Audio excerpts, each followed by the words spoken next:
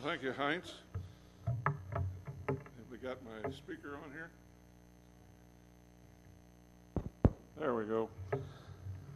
Well, I should introduce my wife first. She's here with me this evening. Jeanette, would you at least wave your arm? She does. She's in bachelor. She's beginning to get like the Dr.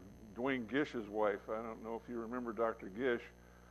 He and Dr. Henry Morris were the founders of the Institute for Creation Research, but she gets to travel with me when I speak a lot, and Lolly Gish, who was Dr. Gish's wife, actually wrote a book called Traveling with a Creationist All Over Creation.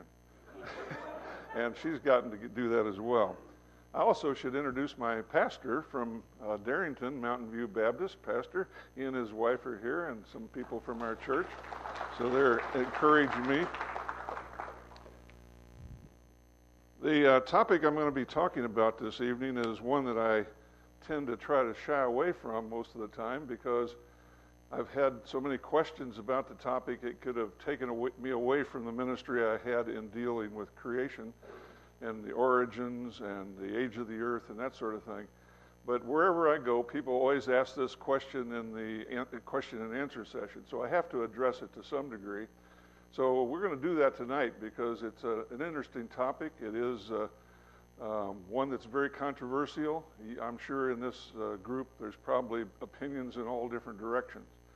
What I'm going to do tonight is give you my honest opinion about global warming. And basically the bottom line, there is global warming going on, but it's probably mostly natural. Whatever mankind has produced, it's a relatively small contribution. But it's being blown out of proportion completely by the situation we live in this country. It's being taken advantage of, and I want to explain how and why it's being done in that way. So we're going to talk about this topic in some detail. To start off with, we don't know whether to call it global warming or climate change or some other topic. It seems like the title keeps getting changed around. It was politically correct to call it global warming for a number of years. Then, because that became a bit of a hot topic, the politically correct terminology was climate change. Now they're trying to look at maybe we should go back to global warming again. So it's even controversial on what you call it. One of the reasons it's so controversial is we have a lot of climate alarmists out there. And they're claiming that all the glaciers are going to melt, the sea levels are going to rise, coastal cities are going to be flooded, Los Angeles, New York, Miami, and maybe even Seattle are going to be underwater in another 75 or 100 years. The Arctic will be ice-free by 2014. Wait a minute, that was 2 years ago. Well, all the polar bears are going to drown. Only a few more years to save the planet. Even Steve Hawking, just this week, came out with a statement, we need to leave this planet because we're destroying it. Within 1,000 years, it's going to be unlivable. We've got to find another place to move to. So it gets completely blown out of proportion, as you can imagine. We're going to try to talk about some of these topics in more detail.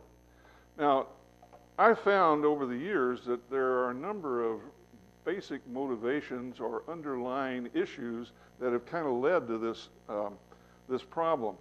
And the first two on this list I discovered many years ago and have talked about this, but recently I found that there's a couple more. The first one, globalism, is what kind of drives this whole thing in many people's minds. There is a movement to do away with nations or do away with nationalism. And it turns out the atmosphere is a great tool for this because the atmosphere is bounded only at the bottom surface and maybe somewhat at the top, but horizontally, the atmosphere circulates around the earth and cannot be bound by political barriers. For example, the air that we have right over us tonight, there's a river of air called the jet stream that goes all the way around the earth, and it does this on the order of about a week to 10 days. The air that's up above you right now will go around the earth and be back over us in about 10 days. That becomes a problem when you've got things like fallout from nuclear processes and so on. Like like the reactor that blew up in Russia a number of years ago. Within a matter of 10 days, there was radioactive material from that nuclear reactor in Russia falling out over the western United States and here in Washington. A lot of concern about that. So it's a natural way when you want to have, if you have a global agenda where you're trying to make a political change, to use the processes of the atmosphere to expand that agenda. That's one major effort. Another one is that the scientists who are involved in this whole issue of the atmosphere, and particularly global warming, they tend to find that it's easier if you refer to global warming to get funding. In fact, if you say that the sky is falling, you can get funding from the National Science Foundation or the Department of Energy to fund your research. In fact, it's gotten so bad in the last few years that if you don't at least include some reference to global warming, you're likely not to get funded for anything you want to do, whether it's looking at frogs or looking at snow or looking at anything. Somehow it has to have some kind of an impact on global warming. So a tremendous amount of research funding is given just because it has something to do with global warming, whether it exists or not.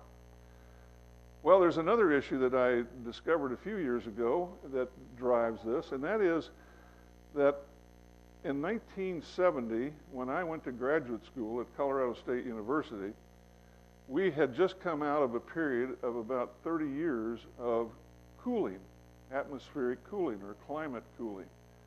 In fact, it had, from 1940, which was during the Second World War, and before the age of industrialization really got a hold in this country, before we were putting out much carbon dioxide at all, the climate was cooling.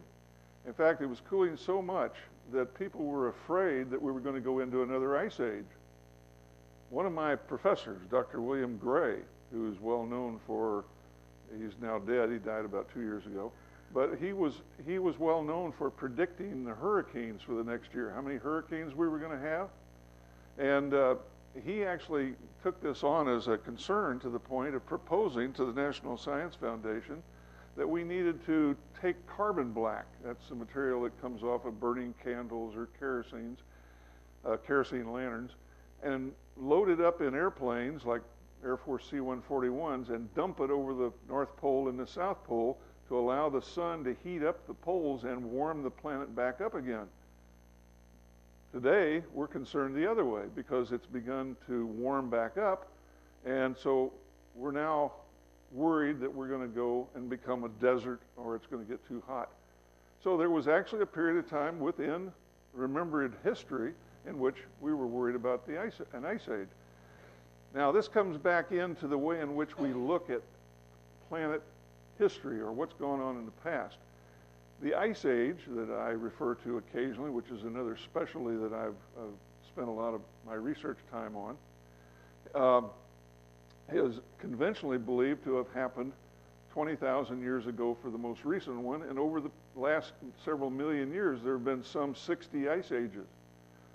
And when you look at it in that kind of a time frame instead of a relatively short time frame, which I believe actually happened and would be consistent with Scripture and the Genesis flood, it compresses this, it expands this time into a period in which there's a lot of oscillations before you get into another ice age. And so the concern is, if you put pollution into the atmosphere, whether it's gas pollution or particulates, it's somehow going to cause the atmosphere to become unstable and oscillate and then eventually go into an ice age. So there's the fear of a new ice age, and that drives a lot of the scientific community to try to avoid any potential perturbation of our atmosphere which would cause it to go into another ice age. Well, then finally, there's what I discovered just in the last few months. There is also something called the human or the anti-human movement. This is a movement which is actually taking away God's intention for man. We're a very special people that God created. Earth is our home, and there's no place like it in the universe. And God created us as special beings, but the general attitude today is, if we're just a product of evolution, we're no different than a monkey or a frog or some other evolutionary type animal. So there is a turn away from saying that mankind is special in any way. I first discovered this actually on a backpacking trip down into the Grand Canyon. And I discovered that about 20% of park rangers actually would like to see no people in the national parks. They say if it weren't for mankind being in the parks, this would be a perfect world. So we need to keep people out and save the parks for the future. Well, I thought that was a little interesting, a little strange, but I found that in fact it is true that that attitude is developed more and more. And in fact, it's developed to the point that that animals have same rights or even superior rights to human beings. In fact, there's the attitude we need to get mankind out and let nature return to the way it was before mankind was here. That's even extended to the point to give rights to plants now. There are groups that are saying farmers shouldn't be allowed to farm because it's harming plants. I mean, it's just gotten completely out of hand. So it's what I call the anti-human movement.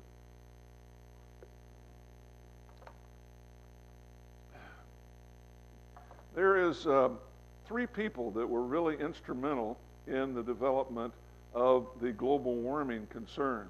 And these were legitimate scientists, or the 2 of them were anyway. Dr. Roger Revelle, who I have great respect for, he was the founder and chancellor of the University of California at San Diego. And he was a well-known world-class scientist who was concerned about climate change and places like in Africa where there was desertification and drying of the climate, movement of desert into other areas and so on. But back in the 50s, he began to recognize that we needed to monitor carbon dioxide in the atmosphere, that potentially there was the possibility that carbon dioxide concentrations were changing. So he recruited a gentleman by the name of Charles Keeling, who you see on the lower left there, and they began a laboratory in Hawaii, on the big island of Hawaii near Mauna Loa, and a National Oceanographic and Atmospheric Administration began measuring the concentration of carbon dioxide. Now, I'll talk about Al Gore in a moment. I just wanted to show you what he looks like, if you've forgotten. This is when he wasn't quite so heavy. He's gained a little weight since then, if you've seen pictures of him lately. But at any rate, at the Mauna Loa Observatory, I went over there a number of years ago when I decided, you know, there's all kinds of concerns about global warming. Is it possible that there really is some global warming going on? So I decided I needed to look at the data, and I went to Mauna Loa to see the laboratory where the observations were being taken. That's Mauna Kea. There's 2 big volcanoes on the big island of Hawaii, Mauna Loa and Mauna Kea. Mauna Kea is where the big telescopes are on top of the mountain. By the way, it snows in Hawaii. Did you know that? It snows on that mountain there. And Mauna Kea, where the NOAA has its laboratories for measuring various types of gases and other information.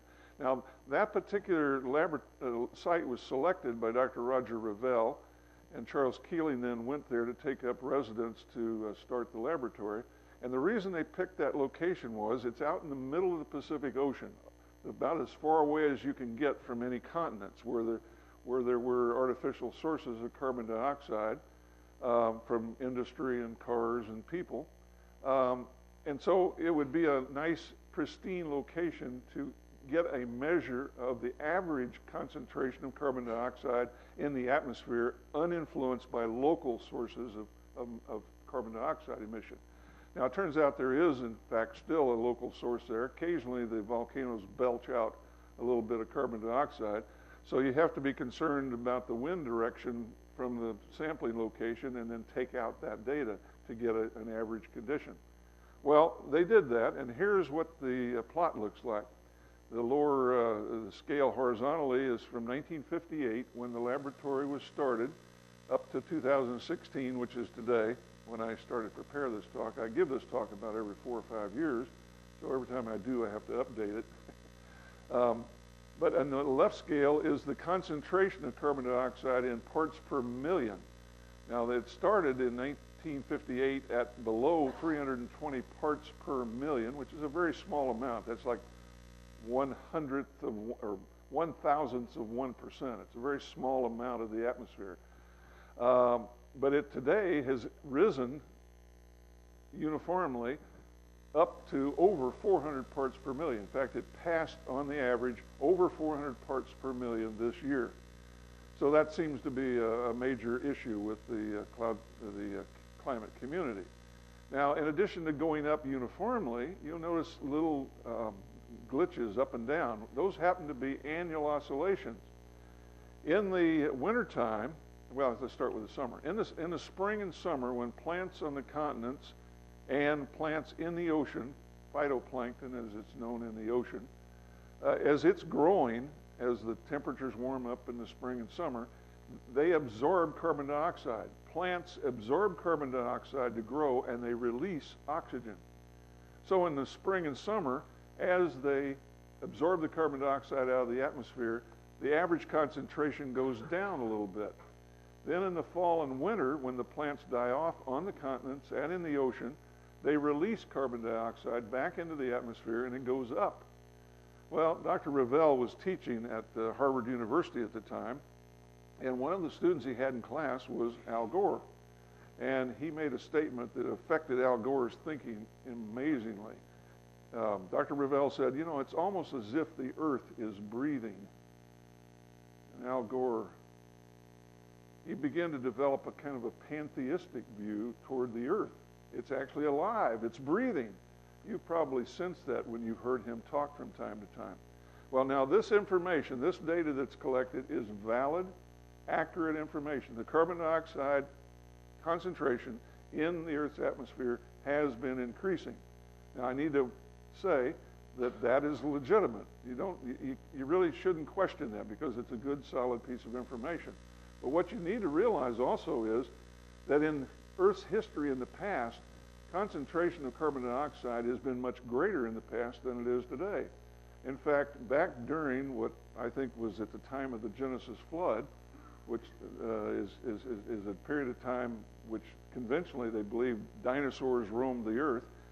You remember all those pictures you see with the dinosaurs, all the trees and plants and everything? Those trees and plants were growing because there was such a high concentration of carbon dioxide. It was 25 times greater than it is today, not 1/100th of 1% greater than the average today. It was much, much greater in the past. So there are periods of time in Earth history when it was much, much greater. Well, in addition to that observation, I decided to look at some other data which I obtained from the National Oceanographic and Atmospheric Administration online. And the data, which when I did this about 10 years ago, you could trust that data pretty well, because nobody had been dinking around with the data. In the last few years, however, there are people who've gone in and changed some of that data to adjust it to be more consistent with some of the ideas that they've had about global warming. So you have to be a little more careful about the data when you look at it. One of the pieces of data was from buoys that are stationed all around the Earth now in the ocean. They were put in starting about 30 years or 40 years ago, and these buoys will collect temperature and wind data, precipitation, solar insolation, and sea surface and depth, temperature of the ocean down at depth. So I looked at the sea surface temperature data and plotted that to see whether in fact there was an increase or a decrease in temperature from that data. I selected a buoy out in the Gulf of Alaska. Some of you who have been to Alaska, you know where this is at. It's down south of Anchorage, out in the Pacific Ocean there. I selected it because it was one of the oldest stations. At that time, it was about 35 years old, so it had a fairly long period of record. And I processed this on my personal computer, which about brought my computer to its knees, because they had collected data, sea surface temperature data, every second for 35 years. That's a lot of data. Well, my computer did crunch through it after a while, and I was able to plot it, and this is what I found. This is actually a later, this is not the data I did, but this is data similar to what I found. They're starting about I can't quite see it from here. Should be about 1960 there on the left. A little bit too small for my old eyes. Anyway, you can see that the temperature has increased slightly. Now it's all up and down and wiggly and all kinds of things. And here toward the end, and back about 2010 or so on, you see that it's actually begun to go down. There's actually evidence from this record and the atmosphere that the temperature has leveled off, and if anything, is starting to go down a little bit. So my prediction for the future is it's going to get cooler. At any rate, in general, the temperature has increased. Well, if the ocean is increased, not just in Alaska area, but in the tropics, you're likely to get more hurricanes, more intense hurricanes, and bigger hurricanes. And so I went back and looked at the record. Again, you can get this information online. Here is data from back, okay, I can see it over here. Back in the 1800s to about 2001. Now, we didn't have satellites back in 1851, so this information was taken by observation from ships and shoreline observations. But from about 1970 on, this was done from satellites. And these are tropical storms and hurricanes, and you can see that there is a trend upward slightly. Now, you'll find all kinds of statements about, no, hurricanes are not increasing, they're not getting more intense. It's because there's so much variation that it's hard to know for sure. But that's my assessment there. There has been a slight increase in hurricanes, particularly over the last few years before the turn of the century. And then there suddenly was a drop-off right around 2000. It decreased dramatically. Okay, one other thing I looked at, well, they were concerned that all the polar caps and the ice sheets and the glaciers are all going to melt. There is evidence for that as well. I looked, NOAA does a complete coverage of ice coverage around the North Pole every year so that they know what the ice coverage is. Not only its coverage horizontally, but the thickness of it. There, generally, you can see the purple line was what the average coverage was in the year 2001. The white is what it was in 2006, 5 years later. So you can see that's the minimum coverage in the summertime. Now in the winter it all freezes back up again and covers over. But each year it has been declining. Now if you look at it over a period of time for the last 30 years, you can see that there actually is a decline. Now this is 1978. It starts at a certain amount of coverage in millions of square kilometers, but it doesn't go to zero. It just goes from 16 million square kilometers to 14 million. It doesn't go to zero. But I think it's probably been much less historically in the past. You know the history of the Northwest Passage? All the explorers came out here, including Lewis and Clark, looking for the Northwest Passage. They thought Deception Pass was it. That's why it's called Deception Pass. They thought the Northwest Passage was draining out through Puget Sound through Deception Pass. Well, that wasn't it. You know where the Northwest Passage is? It's probably in the Arctic Ocean, because when it melts back, that today, because it's melted back enough, Japan and China are sending ships through the Arctic Ocean to take a shortcut to the East Coast. So it's not uncommon for the ice to change. Okay, now here's probably one of the most controversial, and this is the atmospheric temperature. This is measurements from literally thousands of surface stations all over the northern hemisphere. And this is a little bit of a complicated graph, so I have to explain it a little bit. It goes from 1880 to 2016. And by the way, these are direct measurements with thermometers. Anything before 1880, we didn't have temperature measurements with thermometers. We have to guess at what the temperature was based on what are called proxy information. For example, you can look at various geologic features that change as a function of temperature. If you can figure out how that changed, then you can estimate what the temperature was in the past. Well, this is direct information, and from about and by the way, the vertical scale here is a temperature anomaly in degrees centigrade. There is an average that you measure from 1901 to 2000, that'd be from about here to about there, and then you take the difference between that. The average is at zero. If you look before this time, the temperature was cooler. After that time, it's warmer. Now during this period in here is when we think that from 1940 to 1970, this indicates that it was slight cooling, and then it started warming again. But see what happened here about 1995? It leveled off. And if this is related to solar activity, which I'm going to talk about in a moment, the indication is it's probably going to continue to decline.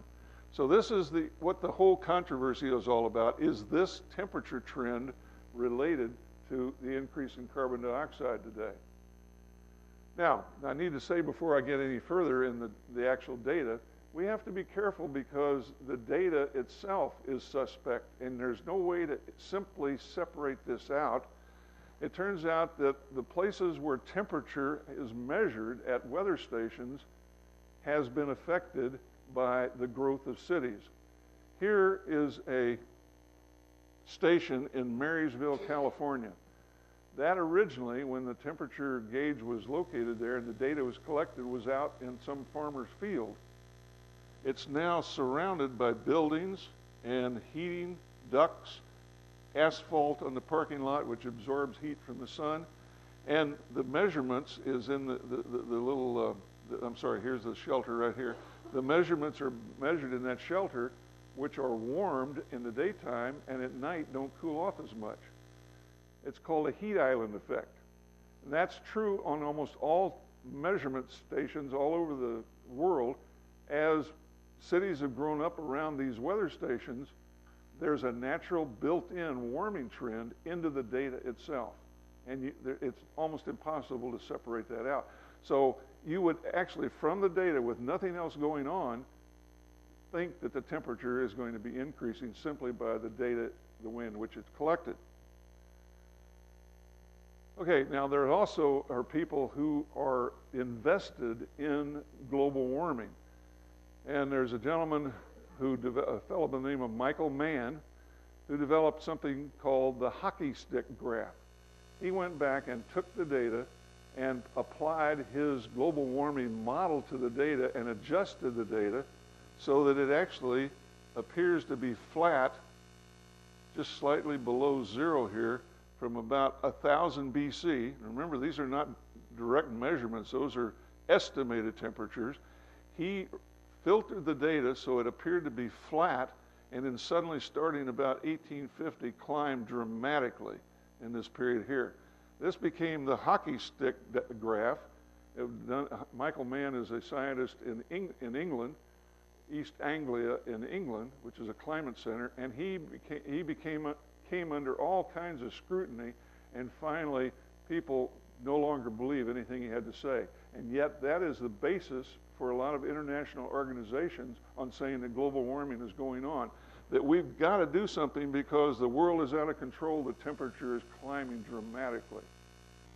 Well, this was the standard temperature graph that I grew up on in graduate school back in the 70s.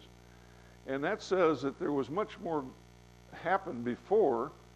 The graph from in 1800s and so on shows a gradual increase in temperature as well, where this is a different scale here, but it was colder and it was inclining up toward about 2000. It was getting warmer. But if you go back even further, you find that it was much warmer in the past. Around 1100 or 1000 AD, it was much warmer in that period in there. And then it got cold. Something called the Little Ice Age occurred in here, and then it began warming back up again. Now, this is quite interesting because this Little Ice Age, I believe, is related to solar activity. So it's much more complicated what has happened in the past. There was warm periods. In England, for example, during this warm period, they built the cathedrals. There was a lot of wheat growing. The grapes were being harvested all over England. Greenland was developed by the Vikings. They lived there and had farms there. And then the Ice Age came along. All the grape crops in England failed. Wheat was not grown as effectively. And Greenland, the Norwegians, a lot of you may have some Norwegian or Swedish background, the Vikings were run out of Greenland because it became a small ice age and became iced over. So there's a lot of history that goes on in terms of global change, and that all occurred naturally. I'm going to skip this one. This gets too complicated to talk about. I'm getting too wordy anyway. Now, there's a major piece of information in this graph that helps you see that the change in temperature that I talked about, which is this blue line here, starting from about 1880 to 2000, this blue line is the temperature in the Arctic, and it increased for a while, and then to about 1940, then decreased to 1970, and then started warming back up again. Well, if the carbon dioxide continuous increase was the cause of global warming, you would expect that blue line to just keep on going up consistently, not do this sort of a thing. But when you overlay solar activity, which I'll talk about in a moment, well, let me go ahead and do it now. Solar activity is when the sun is active. It has more sunspots. It has more solar flares. It has a larger electromagnetic field that extends out from the sun. All kinds of activity going on in the sun, it tends to put out more heat, and it's warmer. Well, if that's related, you notice this particular solar activity, a measure of solar activity which involves sunspots, it follows that trend almost exactly. So you begin to suspect there's something else going on besides carbon dioxide. Carbon dioxide may have an effect, but not to the degree that apparently solar activity does. Okay, now there's two people that I see as current heroes in this whole controversy. One is Roy Spencer on your right and John Christie on your left. They're both associated with the University of Alabama in Huntsville. Dr. Christie is a specialist in satellite data. He looks at the estimate of the Earth's temperature from satellites in the upper atmosphere. Roy Spencer looks at surface temperatures from gauges like we measure on the ground, and they both come to the same conclusion that carbon dioxide is inconsistent with the measurements that they've got. And these two men are specialists, and they are skeptics of global warming. I'm a skeptic of global warming. I think it occurs, but not to the degree that is typically talked about in our scientific circles and our society as a whole. These two gentlemen talk about this, and they have the knowledge and the expert, and they're doing current research on it. And my position is almost identical to these two men, and I developed mine independently of theirs. There's also a number of other associates that I've had that have been well-known scientists. One was the head of the Academy of Sciences, Fred Singer, who is a skeptic of global warming. I'll go on from there, but there's a whole bunch of people. Here is one of the graphs that Dr. Roy Spencer has given to give you a broader perspective on global warming as well. This particular graph goes all the way back to the time of Christ up through the year 2000. You'll see our period in here, which is relatively warm with the little ice age in between. That medieval warm period that we talked about earlier, where the British and the Norwegians and everybody was flourishing. Then there was a cooler period before that. You go back to the Roman warm period. So you begin to sense that there is a variation with about a 1,000-year cycle. You've heard of the El Nino effect that occurs about every 7 to 10 years here off the West Coast or in the South Pacific. That has a period of about 10 years. There appears to be about a 100-year cycle, and here you're beginning to sense a 1,000-year cycle. This has been ignored by the global warming community. Now, Dr. Spencer has several other suggestions what may be behind this, and I have to say right now, we really don't know what is causing variations in temperature. We suspect some things, but many of these are different than just carbon dioxide. Roy Spencer's basic explanation, he thinks is probably the explanation, is the cycling of ocean water from the deep ocean. The oceans have gyres in them that the water in the Pacific, for example, starts in Alaska, comes down the West Coast, gets to near the equator and goes west across the equator and then up the east coast of Asia across to Alaska and then back down again. Same thing in the Atlantic Ocean.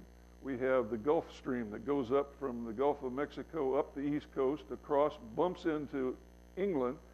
And I don't know, you may not know this, but there are palm trees that grow in southeastern England because of the Gulf Stream crosses the Atlantic Ocean and runs into England, goes on further south, hits the equator, comes across back to America. So there's a big clockwise gyre in both the Pacific Ocean and the Atlantic Ocean. Well, in addition to horizontal gyres, there's also water coming up from deep in the ocean causing upwelling. And that has fluctuations in it.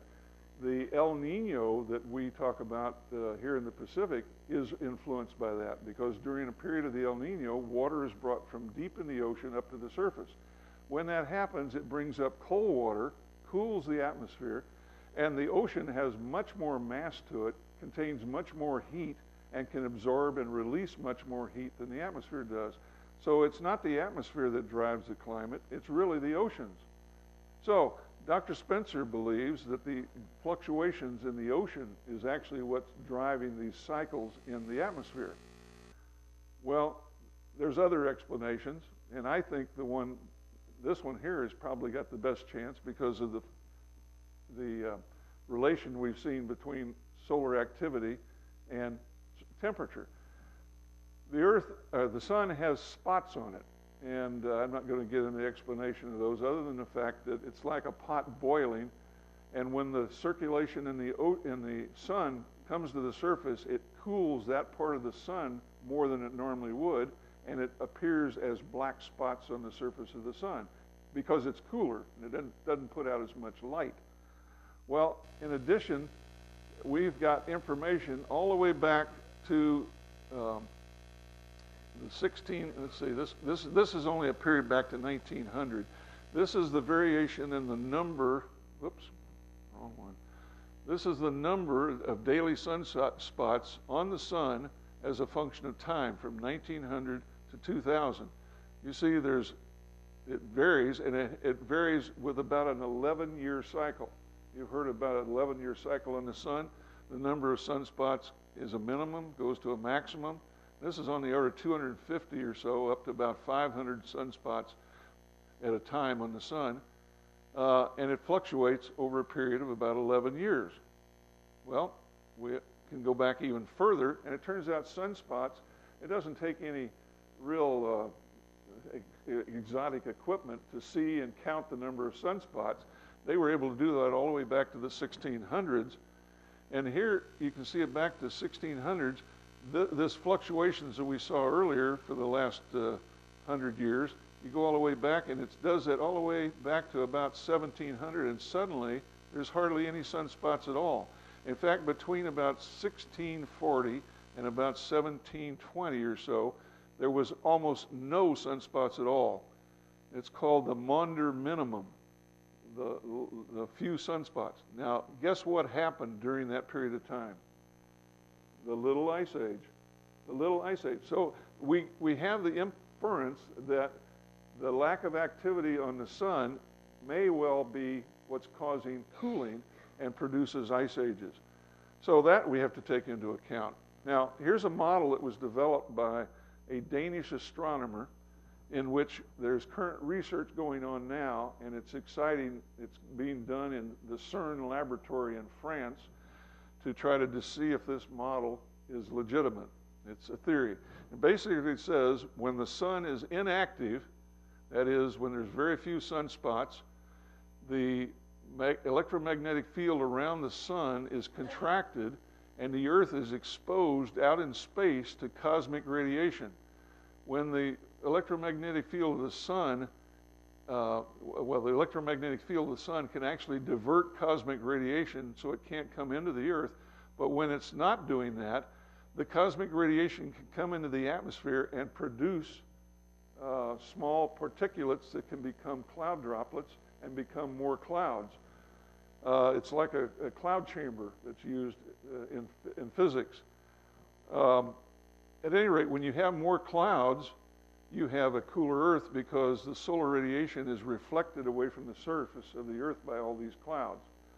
On the other hand, if the sun is active, where there's lots of activity, sunspots and solar flares, the electromagnetic radiation from the sun can extend out beyond the radius of the Earth around the sun and protect it from the cosmic radiation, producing fewer clouds and a hot Earth. Now that can have a big effect, as much as a 10% change in the temperature of the Earth. If you have to worry about the sun being the direct radiation, infrared radiation coming from the sun, it changes very little. God designed our sun to be very stable and not have much fluctuation to it. But apparently, because of the activity of the sun, you can get more fluctuation in the cloud cover on the Earth, and that can change more of the temperature. There's a fellow by the name of Jasper Kirkby, he's inside a cloud chamber he designed and built at this laboratory in France. It's a gigantic chamber in which he can build pristine clouds in the laboratory and inject radiation, like cosmic radiation coming from space, to see whether it would produce cloud droplets and increase the likelihood of more clouds.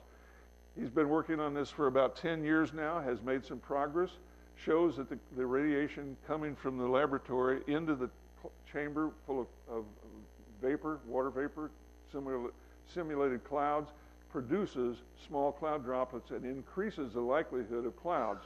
But that's not the complete answer yet, so he's still working on it. Let's see here. Okay, then recently there was some reports that came out independent of all this information in a report which I'm going to show you how to get a copy of for yourself on the internet here shortly. It's called The Climate Surprise. And it starts off with the fact that we need to recognize that carbon dioxide is not a pollutant. If you remember, about 4 years ago or 5 years ago, the Obama administration forced the Environmental Protective Agency, the Environmental Protection Agency, to control carbon dioxide in the atmosphere because it was declared a pollutant. The Supreme Court determined that carbon dioxide is a pollutant. It's not a pollutant. In fact, when you breathe out, you're breathing out carbon dioxide. The plants are taking it in and growing. When you breathe in, you take the oxygen that the plants are producing. It's a natural process that God created. How can it be a pollutant? In fact, carbon dioxide is a great way to grow plants more quickly.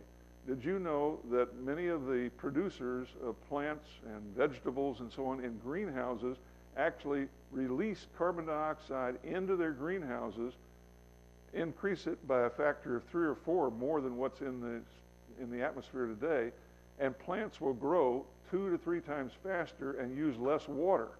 So carbon dioxide is a nutrient for plants. So it can't be a pollutant. It's actually a benefit. Plants grow faster, use less water. Even in the oceans, one of the criticisms today is that carbon dioxide absorbing into the ocean is acidifying the ocean. Now that's actually a phony statement. It does make the ocean slightly more acid, but it's still not acidic. In other words, the pH, as you go toward an acid pH, is acidification. But the ocean is not acid, it's more alkaline. But it turns out that carbon dioxide in the ocean, which is a little bit more acidic than today, actually the phytoplankton grows better, very much like plants on the continent. So carbon dioxide makes the plants in the ocean grow as well as trees and grasses on the continents. Okay, now assuming that carbon dioxide is the cause of global warming, you know how expensive it would be to try to reverse global warming by cutting back on carbon dioxide. We basically have to get rid of all coal production, natural gas production. We can't have oil burnt. We got to get rid of cars. We have to shut down electrical generation. All of these things that is the goal of the current administration, it would require that and much, much more. It would destroy our economy. And the worst thing that would happen is the poorer nations are going to be hurt even worse they would not be able to allow for any kind of electrical development or other things that would help get them out of poverty and out of the situation in which they live. So that's going to be an extremely expensive process and damaging to our whole economy. It would actually be cheaper to try to accommodate to a slight increase in temperature and actually take advantage of some of the benefits it would have. For example, if there is global warming, that means that we can plant crops and do agricultural processes further north on our globe. And it's actually easier to live when the temperature is warmer than it would be if you had an ice age. Can you imagine cooling it down, trying to live under an ice age like we had in the past? So warming is actually beneficial to some degree. I have a good friend who basically says, you know, based on what we know, we should be actually trying to put carbon dioxide into the atmosphere. We're actually living in a situation where the atmosphere is lower in carbon dioxide than would be beneficial. You think, didn't the dinosaurs live in that kind of environment? Where'd all the coal came from that got buried by the Genesis flood? It was buried plant material which grew in a high carbon dioxide environment. So it kind of changes the whole concept. And that's how somewhat it relates back to a biblical issue. Finally, well, I already said that. So that comes out in a report called The Climate Surprise. Finally, here's the conclusions of my talk, and then we're going to stop and have a few questions and answers. Global warming has been occurring for over 150 years, even before industrialization. It's only been in the last 40, 50 years that carbon dioxide has been an issue from industrialization. So it couldn't have happened before that. In fact, there's even evidence that on some of the other planets, temperatures have been increasing. We didn't do that. The global warming is probably due to natural causes. We probably have had some effect, and will have in the future, but it's not the main cause of global warming. In fact, carbon dioxide is much, much less of an effect than if you put more water vapor in the atmosphere. Water vapor is a much greater greenhouse gas than carbon dioxide is. Okay, the one theory that shows great promise that I like is the solar activity and its connection to that. We've already talked about that a lot. And finally, global warming actually may be beneficial. So now, here I'm going to give you the two reports here, and really you don't need to try to copy well, I didn't give it to you here anyway. One of these is, I was giving you the computer link for it. I had it on one of my earlier drafts, but I figured it was so long you couldn't write it down anyway. One of the reports on the left there is by Roy Spencer in just this last summer, 2016. It's entitled, A Guide to Understanding Global Temperature Data. And he goes through a lot of the things I talked about tonight, reiterating. That's why I say the two of us really think alike in terms of how to understand what the data is telling us. The other one is The Climate Surprise, and the authors on that are quite interesting. Craig Idso is the one that really stressed the idea that increasing carbon dioxide actually helps plants grow better. Roy Spencer, you already heard about him, he wrote this one. Richard Linson is a renowned leading atmospheric dynamicist at MIT. And he and I have kind of bumped into each other from time to time on similar topics. Here's the most interesting one. Anybody know who Patrick Moore is?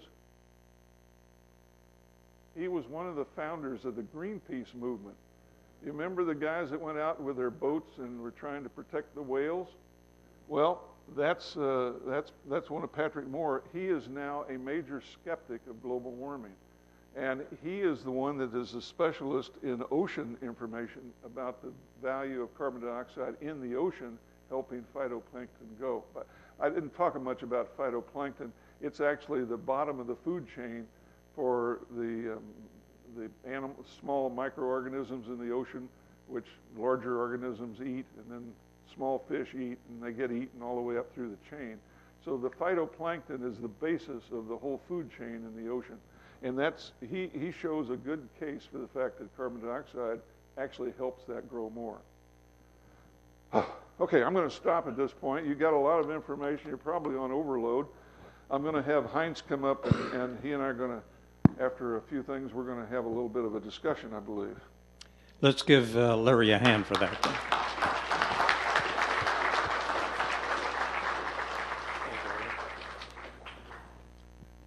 Yeah, that was a lot of information to take in, but very interesting. Some of you may know myself, I did a study of this as well. I'm not a climate scientist, but I am a scientist and a physicist, so I did an analysis of what they were reporting, and this started about 2009. And so I asked the question, why is there so much controversy about this? I mean, the science should just tell us the answer, right? So I did a pretty detailed investigation and wrote a number of reports on that. In fact, I published that on my internet website under global warming. You can find it on my website.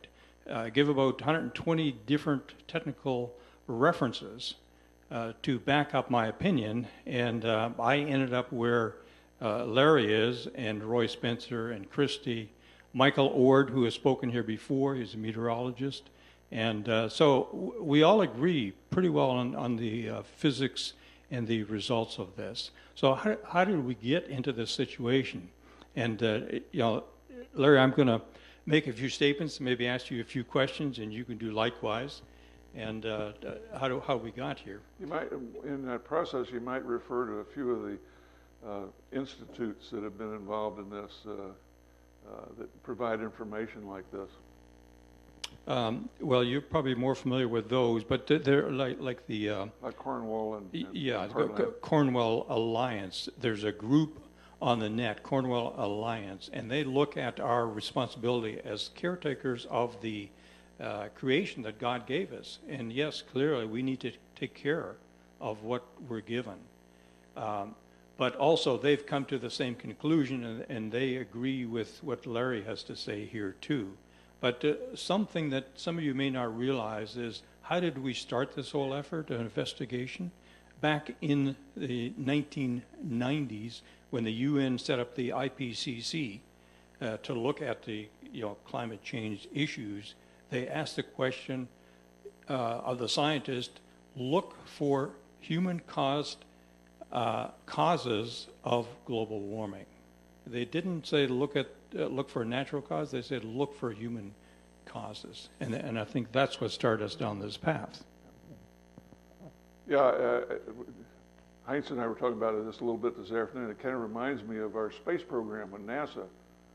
NASA, the thing that drives NASA is looking for extraterrestrial life, and that drives their whole thinking. Now, I'm a supporter of NASA. I love what they've found and so on, but I have a major disagreement with them looking for intelligent life.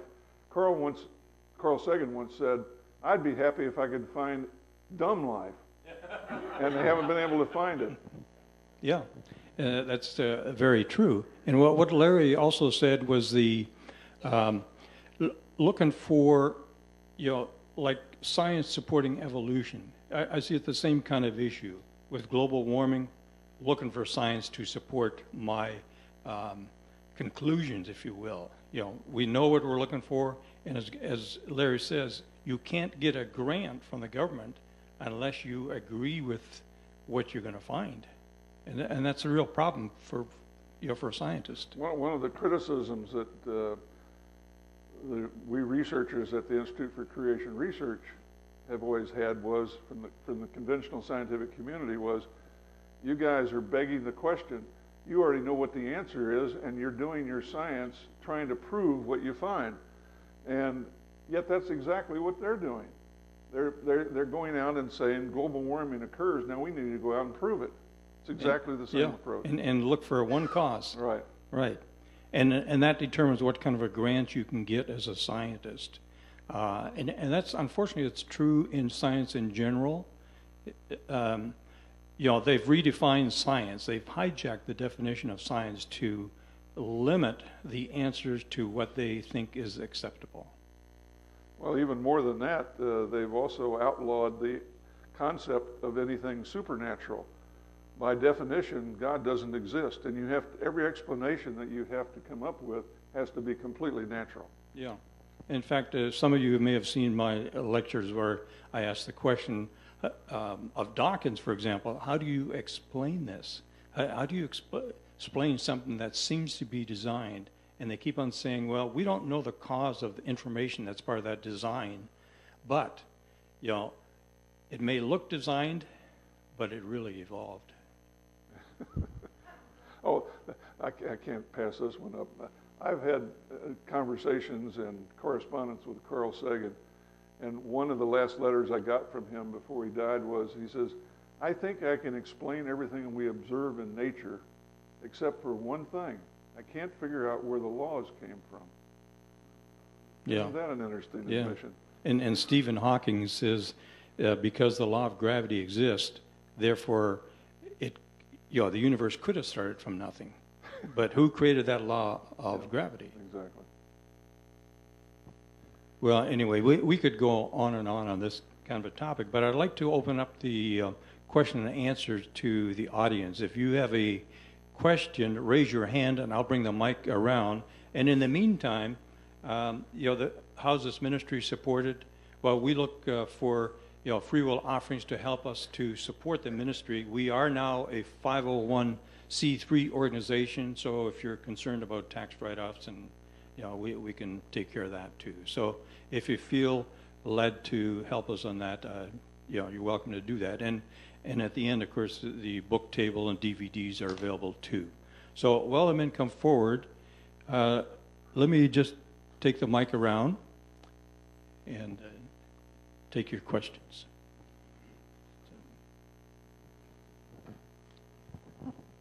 Well, first, thank you for your presentation.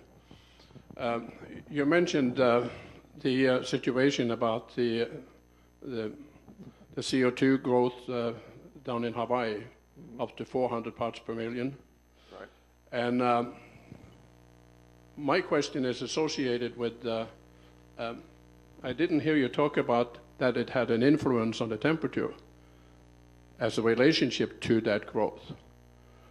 And when you talk about the overall total atmosphere, when you look at the temperature outside, I would imagine that there is a constant equilibrium between all the gases. So how can you claim that the CO2 has an influence above any of the other gases, including nitrogen and oxygen, that is in majority in the atmosphere? Could you elaborate on that? Yes, be glad to. Carbon dioxide is called a greenhouse gas because it's similar, or there's an attempt to describe it in lay terms like a hothouse or a greenhouse. When the sun comes in through the glass and it strikes the plants or the soil inside of a greenhouse, the short wave solar radiation is converted to longer wavelength infrared radiation. It's what you feel like when you open the oven and you feel the heat in the oven, or you go by your wife's or whoever does the ironing in your house. You go by a heated iron, you feel heat coming from the iron. That's infrared radiation. And so the solar radiation is turned to infrared radiation in the hothouse or the greenhouse, and it can't get back through the glass out to space as easily as the shortwave radiation came in. So therefore the hothouse warms up to the point where there's then an equilibrium of the rate coming in and the rate going out. So you have to have a warmer temperature. In a sense, carbon dioxide is that way. It's like, it's called a greenhouse gas because it allows the atmosphere to be warmer. And that's true for all the gases, but more importantly for carbon dioxide and particularly water vapor. They function more effectively that way than all. If we didn't have any atmosphere on the Earth, it'd be like the moon. When the sun comes in, it gets extremely hot when the sun is shining on that spot, but at night it gets extremely cold. The same thing would be true here on the Earth, except we have an atmosphere which modulates it and it keeps it warmer, and it stays warm uniformly from day to night. So the CO2 is a greenhouse gas in that it amplifies that effect, and it's because of the way the molecule is formed. It's made up of 3 atoms, carbon and 2 oxygens, and because of the way they vibrate, it functions as a greenhouse gas. I don't know if that's what you were looking for or not. And it affects all the other gases too. When the carbon dioxide gets warmer, it causes the oxygen and the nitrogen to be warmer too. So the whole atmosphere is affected by it. Yes, ma'am. Oh, I'm sorry. So what I was wondering about was impact of refrigerants against climate change. I know that there's been a big deal in Kyoto Protocol and Montreal Protocol, and I've not seen that as part of the discussion. And just as a side comment, before we get too much further into that answer, I know that water is 500 times more potent in being able to provide heat transfer than air. So just as a comment. Okay. Yes, the Freon, or the refrigerant in air conditioners and refrigerators and so on, it was discovered back in the late 90s that the Freon we'd been using, when it escaped in the atmosphere, would get up into the upper atmosphere and toward the polar regions, and would be affecting the conversion of ozone. It would actually eat up the ozone on the surface of ice crystals in the cold regions of the upper atmosphere near the poles. It was actually theoretically suggested initially. It was then confirmed by direct measurements in the laboratory that it worked that way, and it was also confirmed by direct measurements by high-flying aircraft in the polar regions, observing the Freon on an annual basis eating its way and forming a hole over the poles. So when that was first suggested, we've got to change stop using Freon. I was at first skeptical, but when I did the study in the literature, I was supportive of that because it was a legitimate concern.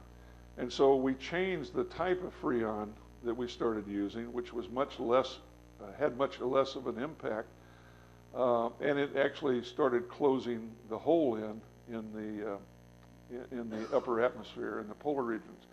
Now, what was surprising was that the people who were involved in this had suggested that they claimed success within a matter of a year or two.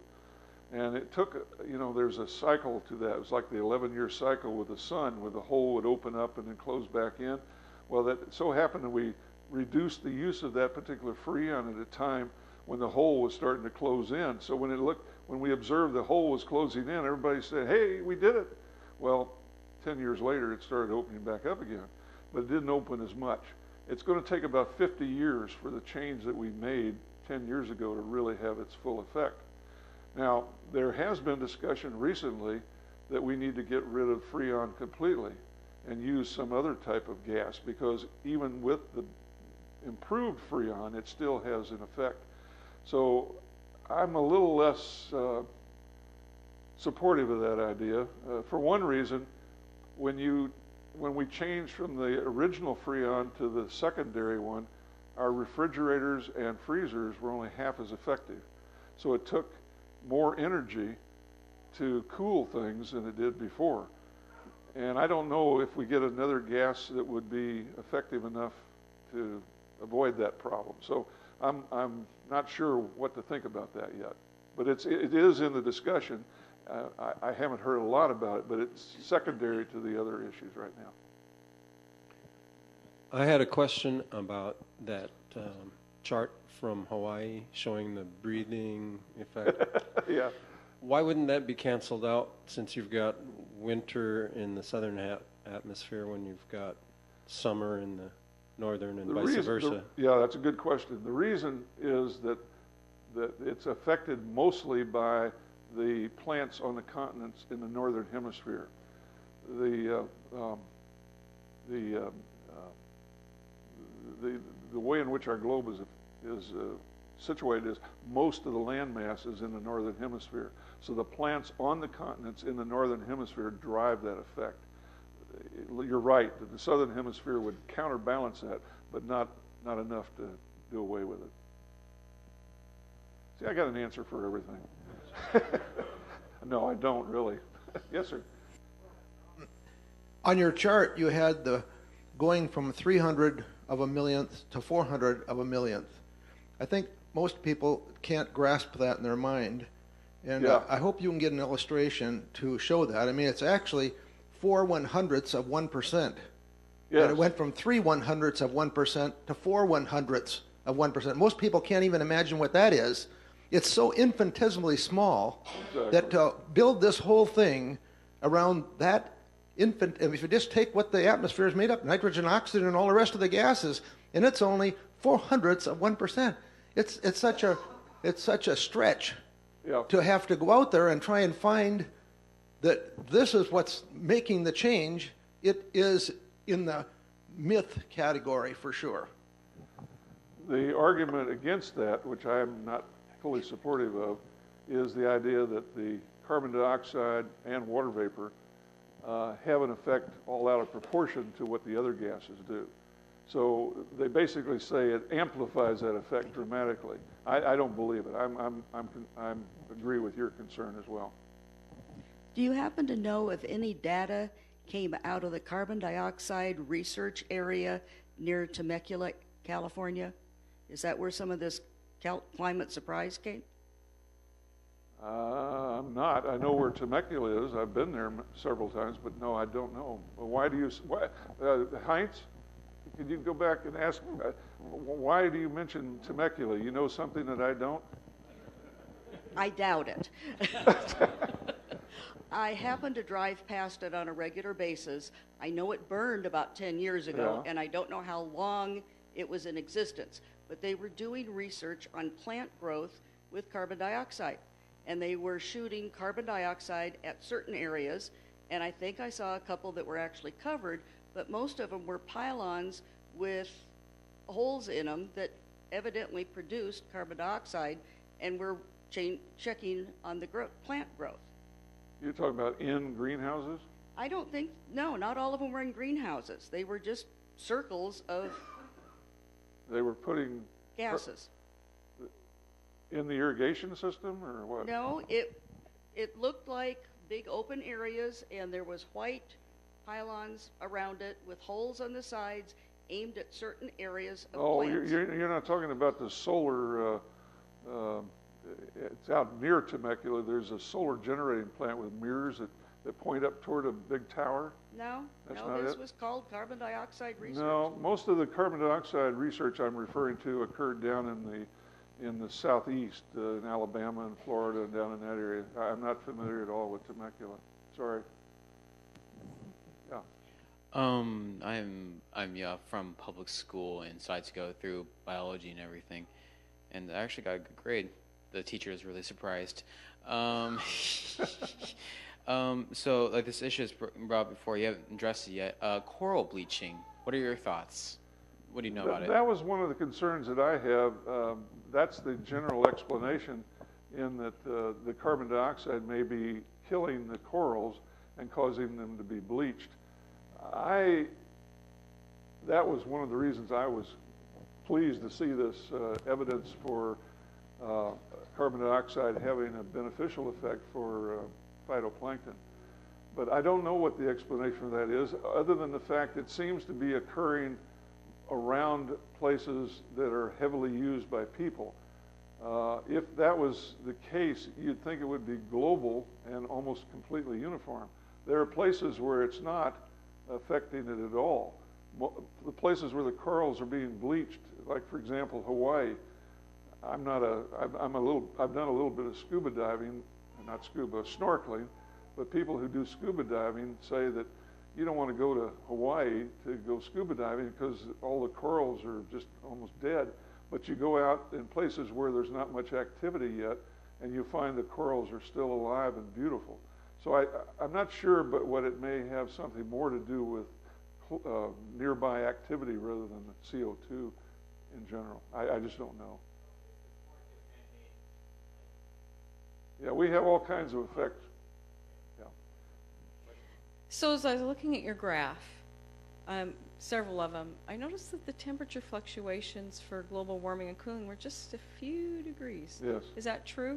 It's about 1 degree Fahrenheit at this point, the overall change. If you averaged it all out over the last 100 years, they estimate about 1 degree increase in 1 degree Fahrenheit increase over the last 100 years. Well, it doesn't seem like that much. Doesn't Does seem it like- have that profound You of wouldn't an notice effect? that at all. In fact, the thermometers that we measure, you can't measure it that closely.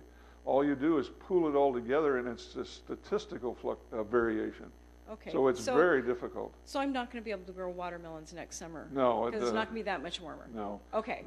The natural variation in the atmosphere is absolutely incredible. It swamps that small change. On a daily basis, or even a yearly, or even a millennial, or not a millennial, but a 100-year basis, you wouldn't notice the effect on your climate at all. Okay, all the years I've been coming to these creation science things, they've told us that the Ice Age was caused by Noah's flood. And then you had this mini Ice Age caused by lack of solar activity. Is there some connection here I should put together? Well, okay, I didn't say that. I intended to. Actually, the concern, as I mentioned earlier, by the conventional community is that the atmosphere is very unstable. It doesn't take much to kick it off and cause a major climate change like an ice age. That's one of the bases why they're so concerned about this. You never hear that expressed, but the scientists that are in the know, that's what drives them. Yet, if you stop to think about it, if in fact the climate was affected by a gigantic, catastrophic global flood, you can imagine what that would do. And my mind, and I've given this talk, I don't think I've given it here. Have I given the Ice Age talk here? I don't believe so. The basic idea, Mike Ord and I agree on this. In fact, Mike was the first one to suggest the basis of this, that the Genesis flood was so catastrophic, both geologically and atmospheric-wise, that it released a tremendous amount of heat during the year of the flood, including the basalt that came up on the bottom of the ocean. Let me just give one example there. The Earth has a 40,000-mile long mountain chain on the bottom of the ocean. It's called the Mid-Ocean Ridge. It runs right down through the Atlantic from Iceland all the way down to the end of South America, goes around the globe near Australia and up through the Pacific Ocean, goes even into the Arabian Sea and up into the Persian Gulf. That mountain chain is in places 6,000 feet high off the ocean floor and hundreds of miles wide, 40,000 miles long. It's like a baseball seam on a baseball, made out of basalt, which was originally molten hot magma. All that heat was released into the oceans during the time of the flood and caused the ocean's temperatures to be as much as 120 degrees Fahrenheit globally. It's like a hot bathtub or a warm bathtub. It would have produced a gigantic El Nino effect. That would be what caused the Genesis, the Ice Age, in my opinion, because the oceans were warm, the continents were still cold because of effluent from the volcanoes keeping the sun from coming in. You had warm ocean heating the atmosphere, flowing over the continents, and dumping the precipitation on the continents as snow. That would have produced the Ice Age. The Little Ice Age was a minor thing. It would not have produced all the glaciers that we have on the Earth. The Genesis flood and the Ice Age that caused that, that's all, we're all recovering from that, and the glaciers have been melting ever since that Ice Age produced by the Genesis flood, and the oceans have been rising. People are concerned about, well, the oceans are rising. They've been rising since the Ice Age. So that's basically the alternate explanation. Yeah, right. And they've risen hundreds of feet in the past. Two questions. Number one, you mentioned back at the time of the flood there was 25% more carbon dioxide. 25 times as 25 much. times. 25 times as much. The question would be why? And the second question is just like the chart they showed, when they talk about temperatures at 1000 AD and all that, how do they know what the temperatures were back then? As I say, those were measured by proxies. You have to have some other physical feature that changes as a function of temperature, typically geologic change. So when it changed if you got the temperature calibrated with those geological changes, you can then say the temperature changed that much back then. You don't measure it directly, you infer it. Okay, what was the first question? I forgot. Okay, what caused that? Basically, as I understand it, and this is based on the fact that if in fact the Genesis flood occurred, it buried the vegetation that was on the earth at that time, forming the coal and oil that we find today. If that vegetation was on the surface of the earth, it would be consistent with a tremendous amount of carbon dioxide in the atmosphere, because there's a balance between the carbon dioxide going in and out of the atmosphere. And if you had that much vegetation, you infer that there was that much carbon dioxide. There are also some independent measures of the carbon dioxide in what are called vesicles. These are like small glass beads that were released in volcanoes, and it's like a small whiff of air from in the past, and they measure that and find that there was much more carbon dioxide. Even there's also, well, I won't get into that. There's other evidence as well. Okay, last question from the back here. Oh, we got a good questioner here. Yes, ma'am. What is carbon dioxide exactly? Carbon dioxide is one carbon atom with two oxygen atoms attached to it, kind of in the shape of a Mickey Mouse head. You know, it's kind of like the carbon is the big atom and the oxygen are two little ones like ears. That's a carbon dioxide molecule. And when we, in the life processes, as our body converts food into energy, it produces carbon dioxide. And when we breathe out, the carbon dioxide in our lungs goes out in the atmosphere. We then breathe in the oxygen, which allows us to metabolize the food. That's chewing up the food and chemically doing chemical processes. So we have this conversion between oxygen and carbon dioxide back and forth. Well, thank you for that good question. Remember, it's not a pollutant. Larry, thank you very much for doing that presentation. Very informative and useful.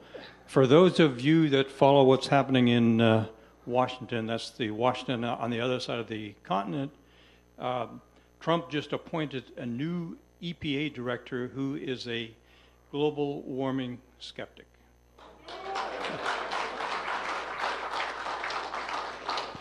But we won't discuss politics here. So anyway, I want to remind you, Jonathan Parks, he produced Jonathan Parks. Pat Roy will be here December the 9th to speak at the forum, and he will speak on another topic that is very near and dear to my heart too, and that is debunking evolution, looking at the 11 common pillars of evolution that evolution's used to defend their position. And he takes input from a lot of scientists. All of those scientists have degrees, doctorate degrees, in areas of science of their expertise, their discipline of expertise, and he will show that the science does not support evolution. So if you're concerned about that, as you saw by the short DVD trailer that we showed, that is the issue that trips up a lot of young people. They think evolution is true because they hear it repeated at school all the time. So if you have an interest in that, come there on December the 9th. He's also going to be available for about 4 or 5 days that weekend, and we already have 2 homeschool groups lined up that he's going to speak to, one here in this church and one in Snohomish. The contact names and phone numbers and emails are on the website, so if you have an interest in that, or just contact me and I'll get you in touch with them. So be aware of that. The second one I want to make you aware of, the next slide again. This is his schedule, okay? We do not have him signed up yet for Saturday, the December the 10th, but I'm leaving that open, so possibly there's some other homeschoolers that would want to have a workshop on a Saturday morning and have him present there as well, or a high school group, what have you. And then he will also be available during the weekend for a church service and or Sunday school if you know of somebody that might want that as well. Okay, and then the next slide here. Remember that Jason Carlson, who is president of Christian Ministries International, that organization has actually been around for 40 years. It was founded by his father, Dr. Ron Carlson, in the 1970s, and he passed on in 2011. Jason and his brother Gerard are both pastors, and they speak on the topics of interest to help the church contend for the faith that we have. And Jude 3 is their verse, and their website is called jude3.com. So if you want to get some background on him, you can look there. And of course, all the information is on the website. So I just want to summarize that. Remember that the DVD I said that was going to be available? You know, the one that the trailer, which showed that the topic of evolution is a real challenge to our high school and college students. There's a copy of that available if you want to listen to it and pass it on to other members of your church and let them become familiar with the issue as well. There's a trifold on who we are, the Apologetics Forum on the back. All the flyers on the back table there are available if you want to get more information on what we do. And remember, the talk that Larry gave here and all the other talks, they are recorded, video recorded and audio recorded, and in most cases we will also make the PowerPoint slides available of these presentations. So if you want to go back over some of this material, it'll all be on the web within the next week. And for those of you, and probably there's a few people on live streaming as well. We do live streaming, so for people that can't be here, that are out of town or for whatever, they can listen on live streaming. Just go to the website, click on live streaming, and you'll have it. So with that, that's what's happening. I want to thank you for your attendance and for your support of this ministry. We think it's a very important message that we're trying to get out to our youth and young people, parents, grandparents, what have you. You know, we all need to know this, and we will continue to make an effort to bring some good speakers in like we have here. And again, thank you for your support. Let me just close up in a word of prayer, and then in the back there are refreshments and, of course, the resource tables that you can avail yourself of as well. Father, we just come to you just again to thank you for your blessings upon us. Thank you for the folks that could come up and learn what this global warming issue is all about, and just help us to share what we've learned. And we thank you, Larry, for his ministry. Even in his retirement, he's sharing his knowledge, and we appreciate that, and we thank you for that as well. And we just thank you that you have left evidence in your creation of the truth of your word. And we pray these things in Jesus' name. Amen.